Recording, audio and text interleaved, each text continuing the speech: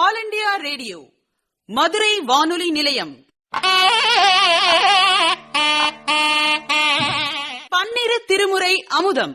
5ஆம் திருமுறை திருநாவுக்கரசர் தேவாரப் பதிகங்கள். விளக்கம் அளிப்பவர் மு. ராஜரத்னம் அவர்கள்.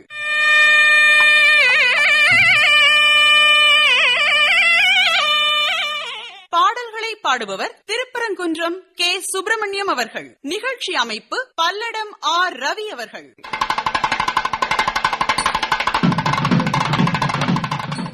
நால்வர் பெருமக்கள், சைவம் தழைக்க தோன்றியவர்கள், சிவம்பெருக்கிய சீலர்கள், எல்லாம் வல்ல சிவபரம்பொருளை நாளும் நற்றமிழால் பாடி மகிழ்ந்தவர்கள், நாளும் நற்றொண்டு செய்து நம்மை மகிழ்வித்தவர்கள்.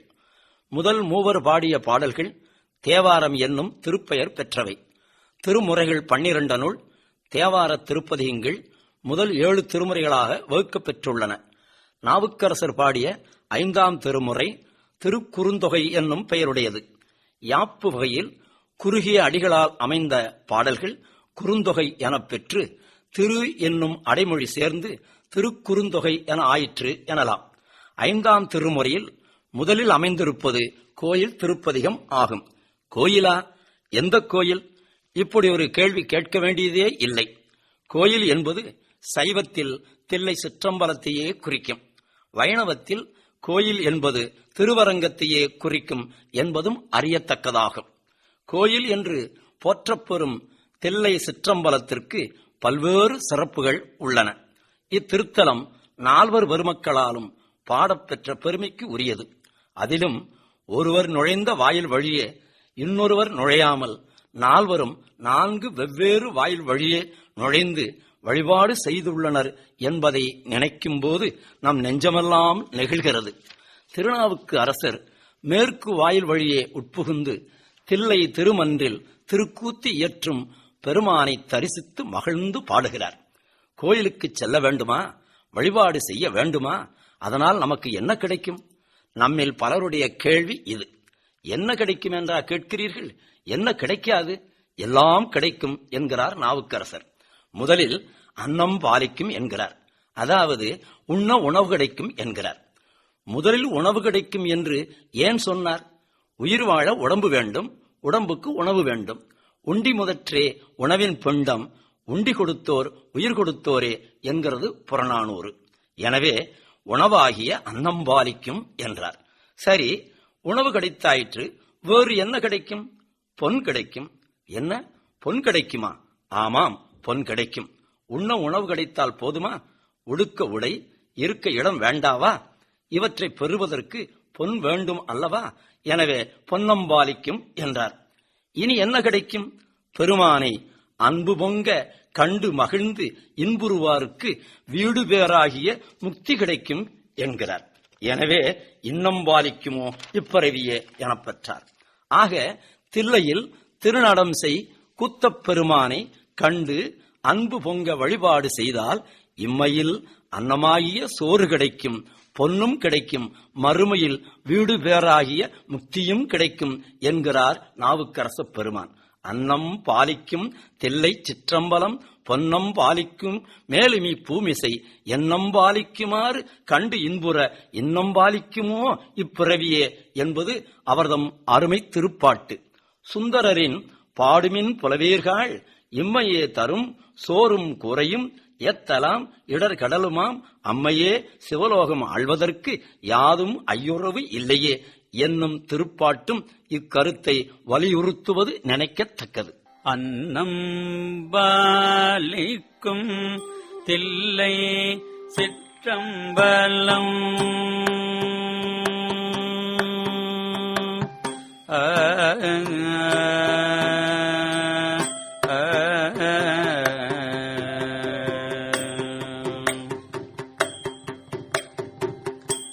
அன்னம் பாலிக்கும் தில்லை சிற்றம்பலம், அன்னம் பாலிக்கும் தில்லை சிற்றம்பலம், பொன்னம் பாலிக்கும் மேலும் இப்பூமிசை, பொன்னம் பாலிக்கும் மேலும்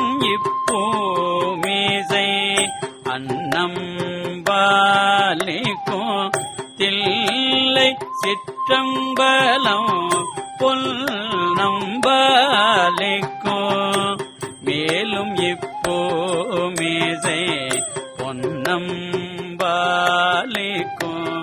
மேலும் இப்போ மீசை என்னும் பாலிக்குமாறு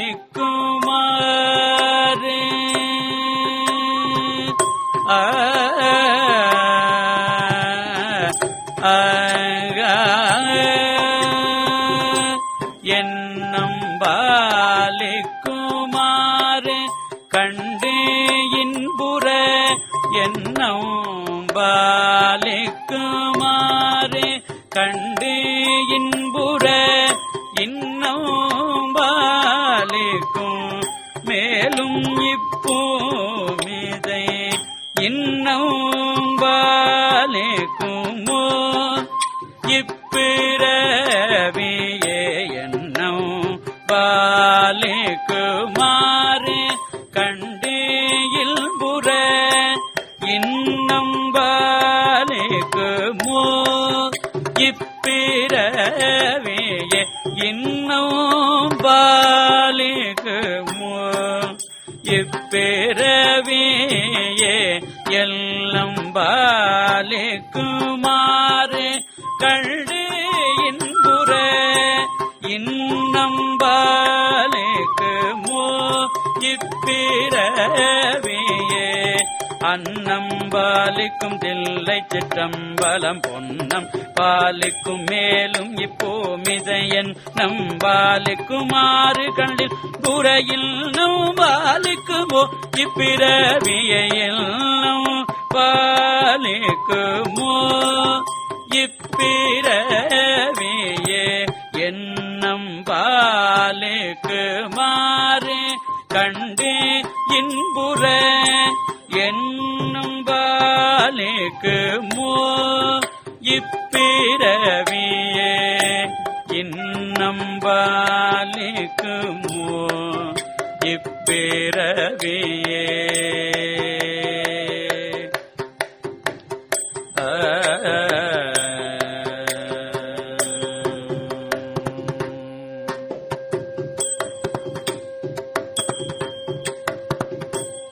சைவ சமயக் குரவர் நால்வருள் நாவுக்கரசர் நீண்டகாலம் வாழ்ந்து சிறந்தவர்.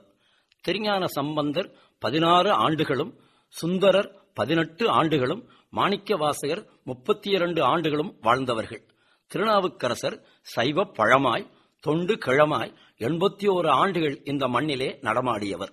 அவரது திருப்பாடல்கள் அனுபவத்தின் வெளிப்பாடல்கள். கோயில் திருப்பதிகம் 4ஆம் பாடலில் கூத்தப் பெருமானே வழிபாடு செய்வாரை வினைப்பயன் ஒன்றும் செய்யாது என்கிறார் நாவுக்கரசர். அது எப்படி? அவரவர் செய்த வினையின் பயனை அனுபவித்தே ஆக வேண்டும் என்பதுதானே விதி. உண்மைதான். ஆனால் நாம் ஒரு காரியம் செய்தால் வினைகள் நம்மை ஒன்றும் செய்யாது என்கிறார். என்ன செய்ய வேண்டும்? தில்லை மாநகர் சிற்றம்பலவனாருக்கு எல்லையில்லதோர் அடிமை பூண வேண்டும். அடிமை பூணுதல் என்பது இறைவனுக்கே ஆட்படுதல் ஆகும். அதுவும் எல்லையில்லாத அன்பினால் ஆட்படுதல் வேண்டும். அன்பு உயிர்க்குலம் அனைத்திற்கும் பொது. அது உயிர்க்குலத்தை தழைக்கச் செய்யும் அருமருந்து. அன்பின் வழியது உயிர்நிலை என திருவள்ளுவரும், அன்பே சிவம் என திருமூலரும் அன்பின் சிறப்பை விதந்து ஓதியுள்ளனர். இத்தகைய அன்பு இடையில் தோன்றி மறைவதாக இருக்கக்கூடாது. நீடித்த அன்பாக, நிலைத்த அன்பாக இருக்க வேண்டும். இதைத்தான் எல்லை இல்லதோர் அடிமை பூண்டுதல் என நாவுக்கரசர் குறிப்பிடுகிறார். இவ்வாறு அடிமை பூண்டாரை வினைத்துன்பம் ஒன்றும் செய்யாதாம். அதனால்தான் அல்லல் என் செய்யும் என்கிறார். அதற்கு மேல் அறிவினை என் செய்யும் என்கிறார். அகுதி என்ன அருவினை? நாம் அனுபவிக்கும் வினைகள் 3 ஆகும். ஆகாமியம், சஞ்சிதம், பிராரத்தம் என்பன அவை. இவை தமிழில் வருவினை, தொல்வினை, ஊழ்வினை என பெயர் பெறும். நாம் நம் முயற்சியால் செய்யும் வினைக்கு ஆகாமியம் என்று பெயர். நாம் பல்வேறு பிறவிகளிலும் செய்த வினைகளில் பயனுக்கு வாராமல் எஞ்சியிருப்பது சஞ்சிதம் எனப்படும். இந்த பிறவியில் அனுபவிக்கும் வினை பிராரத்தம் எனப்படும். இதைத்தான் பிராப்தம் என்கிறோம். இந்த பிராரத்த வினையைத்தான் நாவரசர் அருவினை எனச் சுட்டுகிறார். பின்னும் தொல்லை வல்வினை தொந்தந்தான் என் செய்யும் என்று கேட்கிறார் நாவரசர். தொல்லை வல்வினை தொந்தம் எது? பல பிறவிகளிலும் தொடர்ந்து வந்து பற்றி நிற்கும் சஞ்சித வினையைத்தான் வல்வினை தொந்தம் என குறிப்பிடுகிறார். ஆக இத்திருப்பாட்டின் வாயிலாக தில்லை சிற்றம்பலவனிடத்திலே எல்லையில்லாத அன்பு கொண்டு அவனுக்கே ஆட்பட்டால் துன்பம் இல்லை, தொல்வினை ஊழ்வினை எதுவும் இல்லை என்கிறார் திருநாவுக்கு அரசர். அல்லல் என் செய்யும், அறிவினை என் செய்யும், தொல்லை வல்வினை தொந்தந்தான் என் செய்யும், தில்லைமாநகர் சிற்றம்பலவனாருக்கு எல்லையில்லதோர் அடிமை பூண்டேனுக்கே. இறைவனது அடியார்களை வினைகள் பற்றாது, அவைகள் எத்தகைய துன்பங்களையும் செய்யாமல் தானே அழிந்து போகும் என்பது இப்பாடலின் கருத்து. நாள் என் செய்யும், வினைதான் என் செய்யும் என்னும் அருணகிரிப் பெருமான் திருவாக்கும் இக்கருத்தை வலியுறுத்துகிறது காண்க.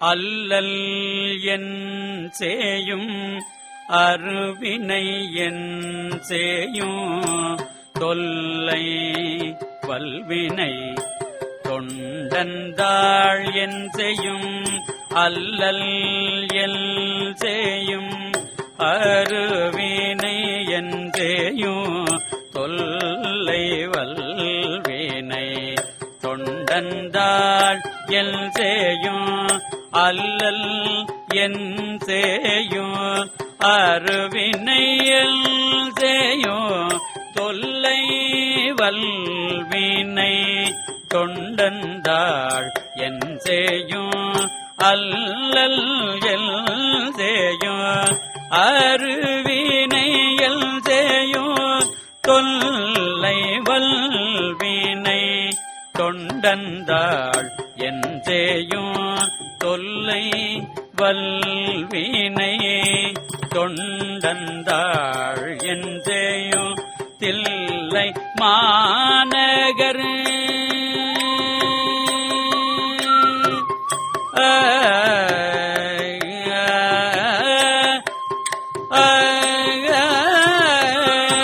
தில்லை மாநகர் சிற்றம்பலவனார்க்கு, தில்லை மாநகர் சிற்றம்பலவனார்க்கு எல்லை இல்லதோர் அடிமை பூண்டேனுக்கு, தில்லை மாநகர் சிற்றம்பலவனார்க்கு எல்லை இல்லதோர் அடிமை பூண்டேனுக்கு, அல்லல் என் செய்யும், அருவினை என் செய்யும், தொல்லை வல்வினை தொண்டந்தாள் என் செய்யும், தில்லை மாநகர் சிற்றம்பலவனார்க்கு எல்லை இல்லதோர் அடிமை பூண்டேனுக்கு, தில்லை மாநகர் சிற்றம்பலவனார்க்கு எல்லை இல்லதோர் அடிமை பூண்டேனுக்கு, எல்லை இல்லதோர் அடிமை பூண்டேனுக்கு, எல்லை இல்லதோர் அடிமை பூண்டேனுக்கு, எல்லை இல்லதோர் அடிமை பூண்டேனுக்கு.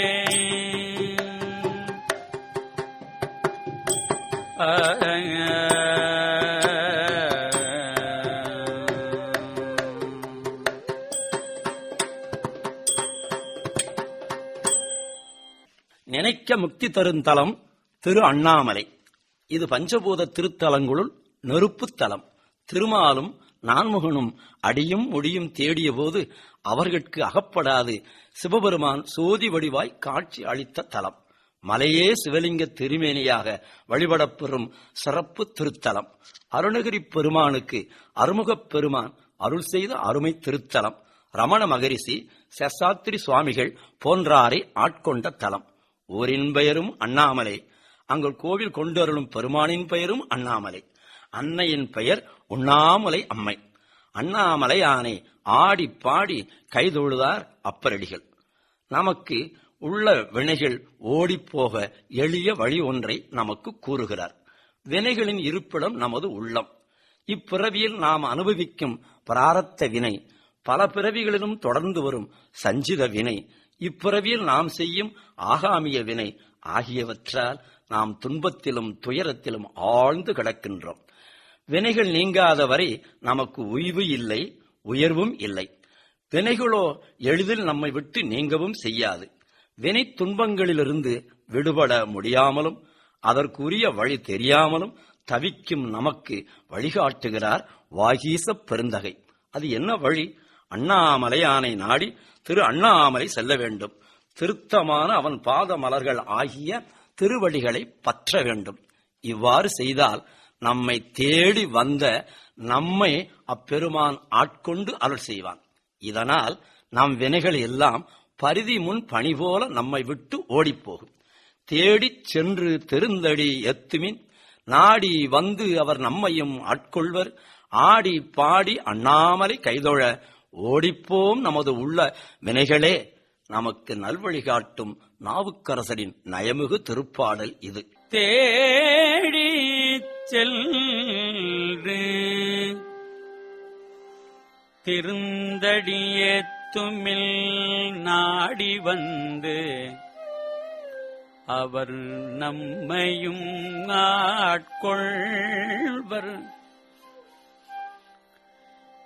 தேடிச் சென்று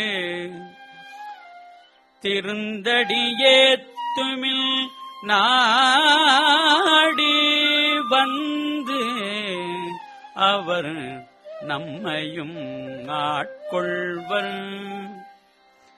ஆடிப்பாடி அண்ணாமலை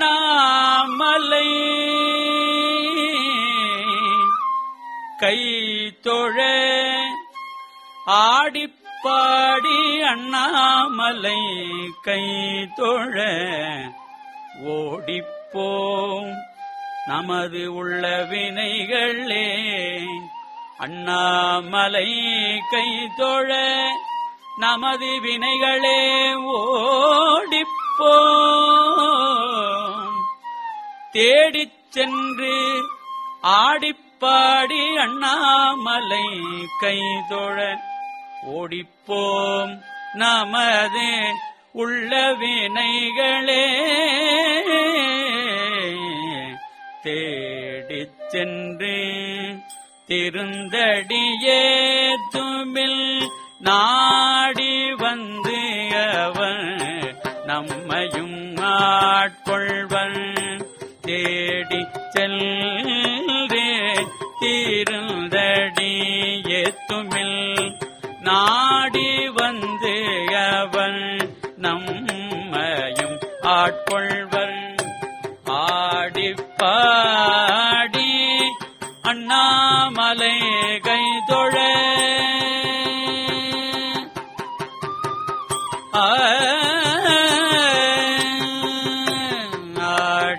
ஆடிப்பாடி அண்ணாமலை கைதொழ ஆடிப்பாடி அண்ணாமலை கைதொழ ஓடிப்போம் நமது உள்ள வினைகளே. ஓடிப்போம் நமது உள்ள வினைகளே. ஆடிப்பாடி அண்ணாமலை கைதொழ ஓடிப்போம் நமது உள்ள வினைகளே. ஓடிப்போம் நமது உள்ள வினைகளே.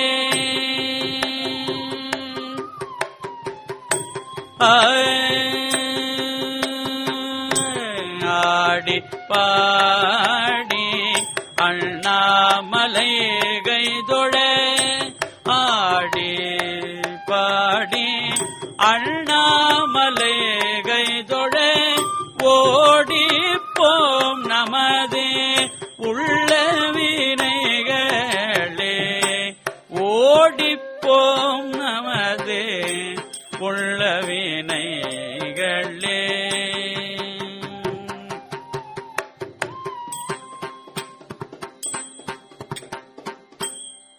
பிறவிகள் தோறும் தொடர்ந்து வரும் சஞ்சித வினை முற்பிறப்பில் செய்த செயல்களுக்காக இப்பிறப்பில் நாம் அனுபவிக்கும் பிராரத்த வினை இப்பிறப்பில் செய்த செயல்களுக்காக அடுத்த பிறப்பில் நாம் அனுபவிக்க இருக்கும் ஆகாமிய வினை அனைத்தும் நம்மை விட்டு ஓடிப்போகும் என்கிறார் நாவரசர்.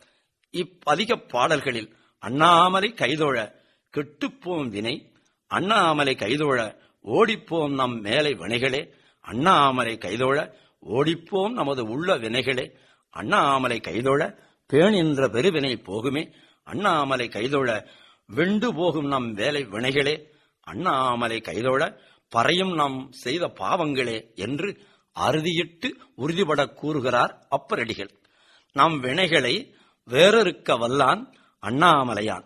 எனவே அண்ணாமலையானை தேடிச் சென்று வழிபட்டு வினைகளை விலக்கிக் கொள்வோம். நம் வினைகள் நீங்க இதைக் காட்டிலும் எளிதான வழி வேறு இருப்பதாக தெரியவில்லை. 16 ஆண்டுகள் மட்டுமே வாழ்ந்து சிறந்த திருஞான சம்பந்தரும் 81 ஆண்டுகள் வாழ்ந்து வழிகாட்டிய திருநாவுக்கரசரும் 3 முறை சந்தித்து உள்ளனர். முதல் சந்திப்பு சம்பந்தர் அவதரித்த தலமாகிய சீர்காழிப்பதியில், 2வது சந்திப்பு திருவேழிமழலையில், 3வது சந்திப்பு திருப்பூந்துருத்தியில். திருவேழிமழலையில் அருளாளர்கள் இருவரும் சந்தித்த காலத்தில் அப்பகுதியில் மழை இல்லை, காவிரியில் நீர் இல்லை, மக்கள் பட்டினியால் பெருந்துயர் உற்றனர். இதை அறிந்த அவர்கள் மிழலை ஈசனை வேண்டி படிக்காசு பெற்று பசி போக்கி அருளினர். அருகில் உள்ள திருத்தலங்களை தரிசித்து திருமறைக்காடு வந்தனர். திருமறைக்காடு வேதங்கள் வழிபட்ட சிறப்பு தலம். மூர்த்தி, தீர்த்தம், தலம் 3னாலும் சிறப்பு பெற்ற திருத்தலம். சம்பந்தரும் நாவரசரும் திருமறைக்காட்டு ஈசரை வழிபட வந்தபோது கருவறையின் நேல் வாய் கதவு அடைத்திருந்தது. அதன் அருகிலேயே ஒருவர் சென்று வரக்கூடிய சிறிய வழி இருந்தது. அன்பர்கள் அதன் வழியே சென்று வழிபட்டு வருவதை கண்டனர். இக்கதவு வேதங்களால் அடைக்கப்பட்டது என்றும் அதை திறப்பார் இன்மையால் மூடியே கிடக்கிறது என்றும் தெரிந்து கொண்டனர். திருமறைக்காட்டு இறைவரை நேரே நின்று கும்பிட வேண்டும் என்று விரும்பினர். வேதங்களால் அடைக்கப்பட்ட இக்கதவு திறக்கப் பாடுங்கள் என்று திருநாவுக்கரசரிடம் ஞானசம்பந்த பிள்ளையார் வேண்டினார்.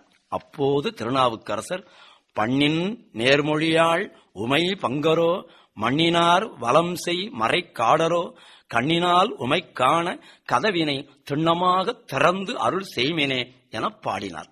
பண்ணில் நேர் மொழியாள் உமை பங்கரோ, மண்ணினார் வல்லம் செய்மறை காடரோ, பண்ணில் நேர் மொழியாள் உமை பங்கரோ, மண்ணினார் வல்லம் செய்மறை காடரோ, பண்ணில் நேர் மொழியாள் உமை பங்கரோ, மண்ணினார்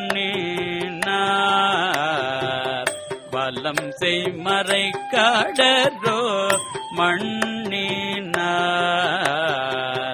வலம் செய்மறை காடரோ, கண்ணினால் உமை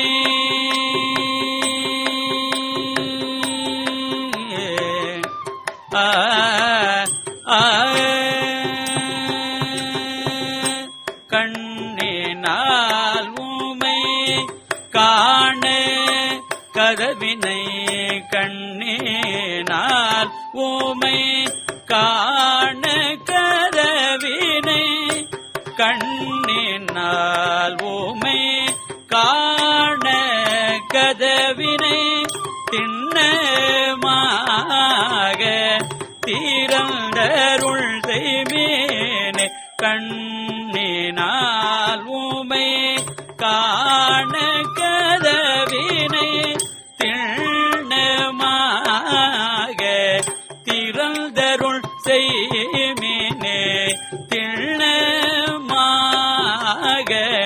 திறந்து அருள் செய்மினே, பண்ணில் நேர் மொழியாள் உமை பங்கருமண் நீனார் வலம் செய் மறை காடரு பண்ணில் நேர் மொழியாள் உமை பங்கருமண் நீனார் வலம் செய் மறை காடரு கண்ணீனால் உமை கதவினை திண்ணமாக திறந்தருள் செய்மினு கண்ணீனால் உமை கதவினை திண்ணமாக திறந்தருள் செய்மினு கண்ணீனால் உமை காண கதவினை திண்ணமாக திறந்தருள் செய்மினு கண்ணினால் உமை காண கதவினை திண்ணமாக திறந்து அருள் செய்மினே திண்ணமாக திறந்து அருள் செய்மினே அருள் செய்மினே அருள் செய்மினே.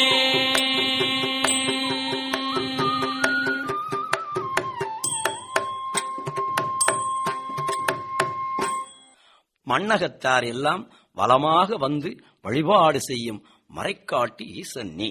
யாழிசை போல இனிய மொழி பேசும் உமையவளை இழப்பாகத்தே கொண்ட எம்பெருமான் நீ. உன்னை நேரே கண்டு கும்பிட வேண்டும். எனவே கதவினை உறுதியாக திறந்து அருள் செய் என வேண்டினார். சக்தியும் சிவனுமாய் இருவேறு உருவத் திருமேனிகள் தாங்கி உலக உயிர்களுக்கு அருள் செய்பவன் இறைவன். சக்தி வேறு சிவம் வேறு அல்ல, இரண்டும் ஒன்றுதான் என்று உலகிற்கு காட்ட சக்தியை இடப்பாகத்தை கொண்டு சிலபோது காட்சி தருவான். அப்போது அவன் உமையொரு பாகன் என்று அழைக்கப்பெறுகிறான். வடமொழியில் அர்த்தநாரீஸ்வரன் என்று அழைக்கப்பெறுகிறான். இதைத்தான் அருளது சக்தியாகும் அரண் தனக்கு அருளையின்றி தெருள் சிவமில்லை, அந்த சிவமின்றி சக்தி இல்லை என சிவஞான சித்தியார் கூறுகிறது. வேதங்களால் அடைக்கப்பெற்ற திருக்கதவு ஞான சம்பந்தரும் நாவுக்கரசரும் வரும் காலம் வரை திறப்பதற்கு முயற்சி எதுவும் மேற்கொள்ள பொறாமைக்கு காரணம் என்ன? திருவருளே காரணம் என்று கருத வேண்டி உள்ளது. எப்படி? வேதத்திற்குரிய ஆற்றலும் சிறப்பும் திருமுறைக்கும் உண்டு என்பதை உலகிற்கு உணர்த்தவே இறைவன் இத்திருவிளையாடலை நிகழ்த்தியிருக்கிறான் என்பதை உணர வேண்டும், உணர்ந்து மகிழ வேண்டும். திறந்து அருள் செய்மினே என்னும் தொடர் திருநாவுக்கரசர் திருக்கதவு திறக்க அருள் செய்யுமாறு இறைவனிடம் இறைஞ்சி வேண்டினார் என்பதை உணர்த்துகிறது. இறைஞ்சி வேண்டினாலும் கதவு திறக்க வேண்டும் என்பதில் உறுதியாக இருந்தார் திருநாவுக்கரசர் என்பதை திண்ணமாக திறந்து அருள் செய்மினே என்றதனால் அறிய முடிகிறது. நேயர்கள் இதுவரை கேட்டது பன்னிரு திருமுறை அமுதம் 5ஆம் திருமுறை திருநாவுக்கரசர் தேவார பதிகங்கள். விளக்கமளித்தவர் மு. ராஜரத்தினம் அவர்கள்.